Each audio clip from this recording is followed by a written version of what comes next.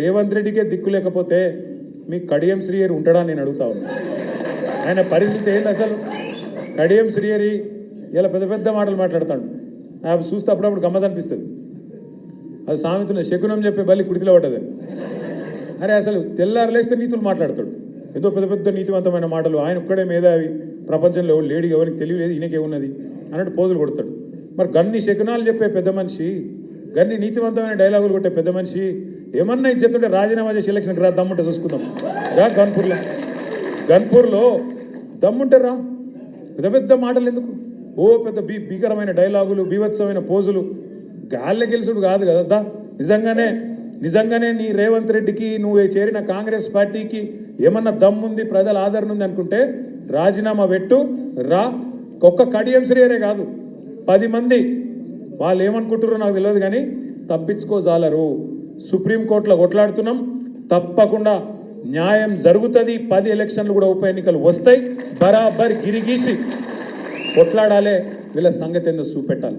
దయచేసి నేను మిమ్మల్ని కోరేది ఒకటే, ప్రజలకు కూడా ఇప్పుడిప్పుడే అర్థమవుతున్నది, మోసపోయినామని అర్థమైంది.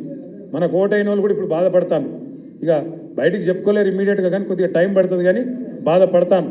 కానీ ఇది మంచిదే మనకు, ఇది ఖచ్చితంగా మన మంచికే.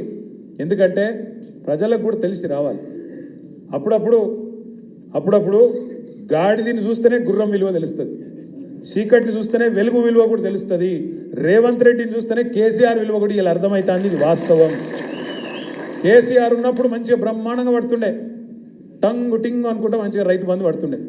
మరి ముఖ్యమంత్రి గారిగా సేమ్ టింగు టింగ్ అంటే బాగుండదు కదా.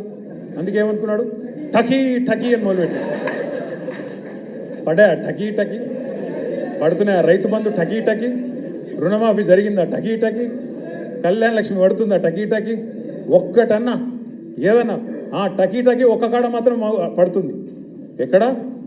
ఢిల్లీలో మాత్రం మోగుతుంది టకీ టకీమని. ఇడికెళ్ళి సంచులు మోయాలి, ఢిల్లీలో ముఠ చెప్పాలి, పదవి కాపాడుకోవాలి. గంతే కదా, ఒక్కటే ఉన్నది టకీ టకీ అని దోసుకోవాలి. ఇక్కడ బిల్డర్ల కాడ, కాంట్రాక్టర్ల కాడ, భూముల సెటిల్మెంట్ల కాడ గదే పని. ఏం చెప్తురా 14-15 నెలలకి వెళ్ళి అంటే కదా ఒక్కటే పని మాత్రం జోరుగా నడుస్తూ ఉన్నది. ఒక్క మాట దయచేసి ఇక్కడికి వచ్చిన మా తమ్ముళ్ళు ఆలోచించాలి. ముఖ్యంగా